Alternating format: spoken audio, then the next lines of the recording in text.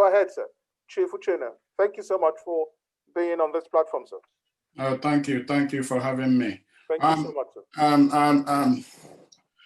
Fake news is as a concept is as old as democracy itself. It's a tool of statecraft. What happens? Every government, gets engaged in fake news, propagation of fake news. It depends on the purpose and the intention of those propagating fake news. When fake news is malicious, then it's deeply concerning. Yeah. Governments do use fake news as well as an instrument of governance when it suits them, either to keep the peace or to disseminate information, which, if properly articulated, a lot of their citizenry or the population might not understand it. Now, the main thing we have to bear in mind here is the motive for the fake news. Yeah. Is it malicious? One. Is it well intended? Two. If it's malicious, then the government will have to take action. If it's for good intention, because fake news can be actually propagated, for good intentions. Now, if we go back, to what actually happened, over the past, 3 weeks, the EndSARS, protests. Yeah. Yes, fake news was allowed. A lot of fake news, was disseminated out there, and very, very, at a very dangerous level from Correct. several sources. Yeah. And those with ulterior motives, and their motive only one thing: to undermine the government. Okay. And that is where it's very, very concerning. And it will be dangerous, for any government to fold their hands and let it be like that. Correct. And let it carry on that way. If the government have decided, as they are rightly intending to do, to tackle fake news. Now, it depends on what approach the government adopts, intends, how they intend to actualize or reduce the incidence of fake news. Yeah. That is another thing we have to consider. Correct. If they are going to be very high-handed in trying to actualize it, then obviously civil society, we get concerned. Every one of us, we get concerned. Correct. But if you ask me whether there is a need, to do something about fake news in Nigeria, absolutely, I completely and utterly agree with the government. There is a need for that. Especially when you find out that half of Lagos, most part of Lagos was more or less destroyed and burnt down on fake news, really. Especially when you have a society where there is something they call information deficit. Yeah. People don't have access, people don't have access to good information. And when they use social media to get all this fake news, they act upon it. We see the examples. We see with several examples, of faces of people who were not killed, people who were not even in Nigeria, when the protest was going on. And it was said, they were killed, by the soldiers, and so on and so forth. And people were reacting. People who were not even in Lagos, just because they were seeing those pictures, people who were apparently killed. Some people were killed in a motorcycle accident. Some people were killed, in vehicle accident in various parts of the country, even in Venezuela and Caracas and all those places. They are being used. So you do agree with me that we need some sort of policy or law to curb fake news, but not social media. There's that. We need to differentiate between how do we do it without we curb fake news, but we don't gag we don't appear to be gagging social media. You can do that. You can do that without Muslim free speech. I think where people are getting increasingly concerned is people are thinking, if you are going to tackle fake news, that you are going to muzzle free speech or freedom of, That's the key. In fact, that's the danger. And there's a very thin line. There's a very thin line. Yeah. Yes, it's very broad, control of fake media and muzzling of free speech.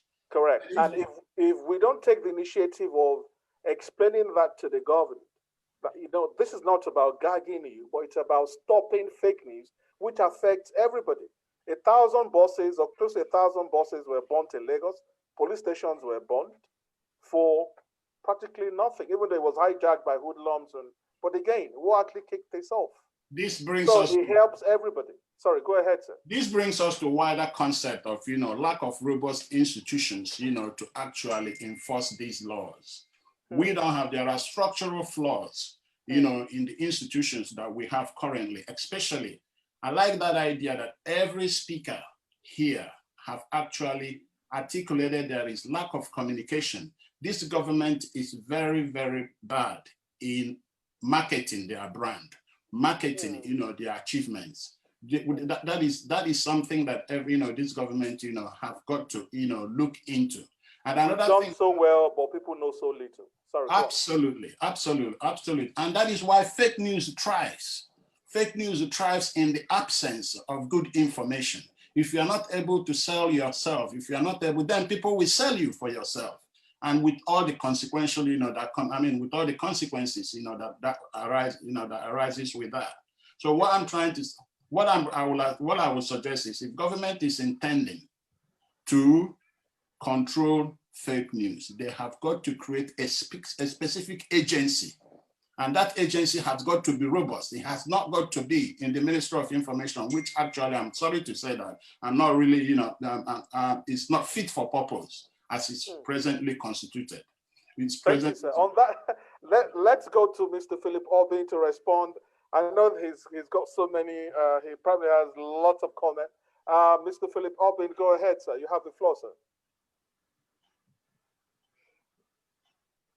Mr. Philip Orbin, and for those who are just joining, Mr. Philip Orbin is the Senior Special Aide to the Vice President. Go ahead, sir. I'm sure you've heard so many comments, lots of ideas, lots of criticisms, which I'm sure you probably know some of them already, but go ahead. And then we'll also go to the next, we'll go back to the Godfather. He's got one or two comments. And then we'll go back to another youth, Mr. Fagbemi, Mr. Fagbemi, Benga Fagbemi is actually one of us here. And then I can say Mr. Kam, Councillor Kam also wants to get on board. But let's start with Mr. Philip Orbin. Go ahead, sir.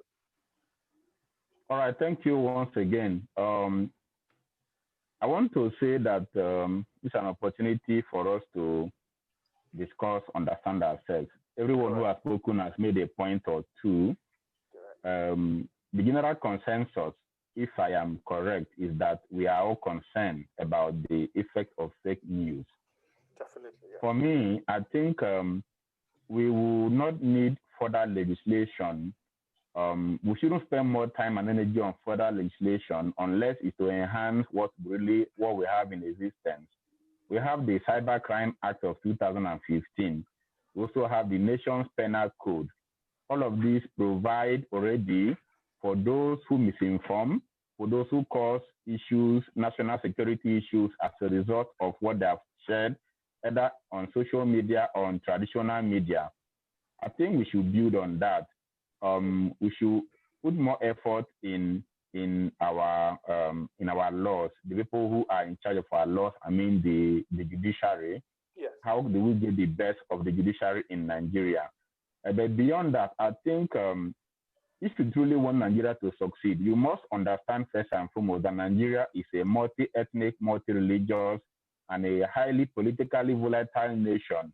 Correct. Most of us are politically partisan, and so we must put this into consideration. A fake news can cause a war between the Hausas and the Igbos. Definitely. And the other way around. So we must be sensitive to this.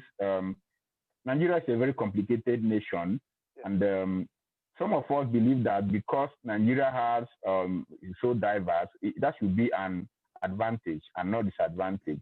So fake news has done this nation so much bad, and then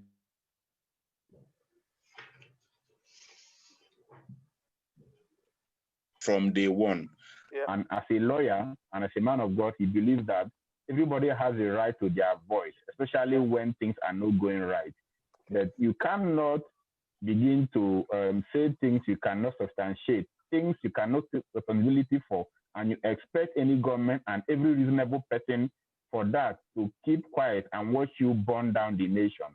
Definitely. A typical example is what has happened in the last 1 month in Nigeria. Yeah. The burning of police stations, looting of warehouses, killing of innocent Nigerians, including officers, is because of fake news. Yeah. And we should be concerned, because if nothing is done, we are going to have greater damage done to this nation as a result of fake news. So for me, we have existing laws. We should work on the existing laws and then see how we can move the nation forward. Thank you. Thank you so much, sir. We'll now be going to the Godfather, Mr. Ayo, Comrade Ayo Oyalo, who is also an economist and development strategist. And after the Godfather, we'll be going to the PA to the President, Ms. Loretta Onoche, PA to the President. Will also be taking her views on national development, fake news, and also effective communication. Mr.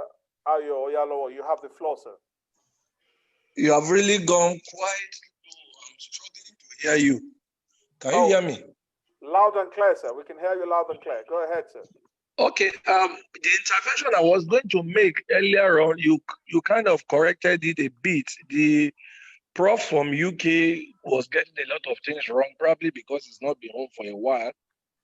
In terms of, for instance, he talked about loans. We've got three professors. Do you mean Professor Adewale or Professor Aliala or Professor? Yes. Professor Adewale. All right. Okay. Are completely. Hello, can you hear me now? Loud and clear, sir. Okay, better now. Almost all the loans that the federal government is currently disbursing and through the CBN are without collateral. Almost all of them, and they are so easy to access if you make yourself available for accessibility. Now, like Philip Obin has rightly said, the internet is available to all of us, and in Nigeria now, internet access has become quite cheap. But what do you do on the internet is what will determine what you get. Rather than come on the internet to fight, abuse, and create fake news, there are a lot of opportunities. At least I know in the office of the Vice President, they have tried to create a lot of tech hubs all over the country where young people can develop themselves in tech, technology, IT, and so on and so forth. So you see, these informations are there. We should not just sit down and say government has not done, government has not done. Even if they have done, if you don't want to hear, you will not hear. That is just the truth. And then to weigh in on the fake news bill, I think the name of the bill that is being proposed is rightly put as internet falsehood and manipulation. It is not a gag on social media. It is about whatever you put on the social media, you should be able to defend it with your life. So nobody is going to gag anybody. That's a very good point, sir. You've just mentioned a very nobody is going to. That is a very good point.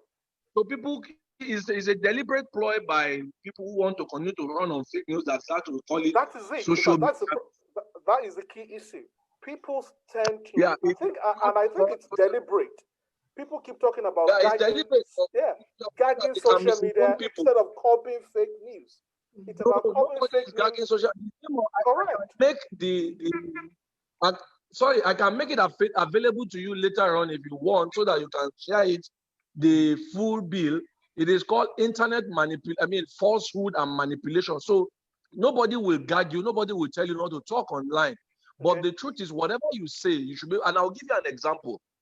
Sometimes back, about 3 years ago, during the heat of the Kaduna issue, a particular influencer went to bring in picture of people that were killed in Rwanda and in other countries, and he put it on Facebook and say, "Oh, my been killed." Automatically, some people, there was reprisal. A lot of people got killed because of those videos. So those are what we are talking about. When you put anything online, be sure of that, good. Okay. That whatever you are putting online, you can defend it. Is the truth. You don't just. I have clearly seen when people will go and bring pictures of things that. Okay, let's use this Lekki issue for instance. People who died in motorbike accidents, people who died in Enugu. People who went to put their picture up that they were killed in Lekki. So eventually, we don't even know what really happened. So those are the things the bill is trying to correct. Don't just create falsehood and I've been hearing government to create falsehood, and we just say all these things. But until you are on the receiving end of fake news, you will not know how painful it could be, especially when somebody uses it against you personally. So the bill is designed to make sure that whatever I, as a person, put on social media, I can defend it. I am sure of its authenticity, and I know it is the truth. That is what it is.